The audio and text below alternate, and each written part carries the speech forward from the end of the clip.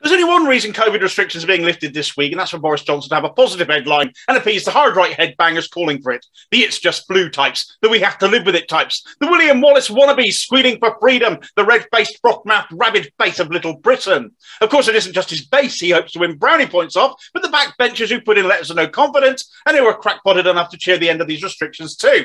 No science has been presented to back this decision up, and indeed, frontline scientists and medics are appalled too. Dr. Rachel Clark, well-known to Twitter users, I'm sure, was on GMB this morning discussing just this before she cut out. Listen to Tory Andrew Bridgen after. Reality that we've seen over and over again is actually those most...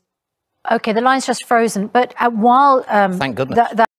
Thank goodness, he says. Andrew Bridgen there. A man whose face looks permanently on the verge of exploding as his brain appears starved of oxygen by the top button of his shirt. Undo the damn thing, man. Give it some air. You might start to think straight.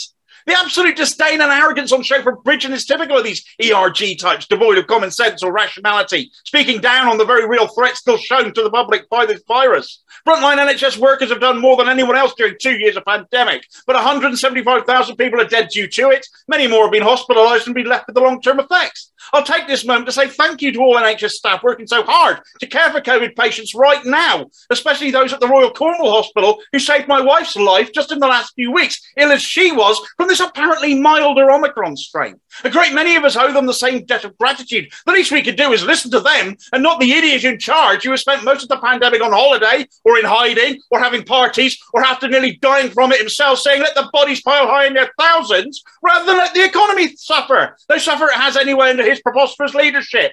Let's also not forget that despite this latest move, vaccines have been extended to 5 to 11-year-olds. Why now if it's all okay and we're just going to live with it? Why not before?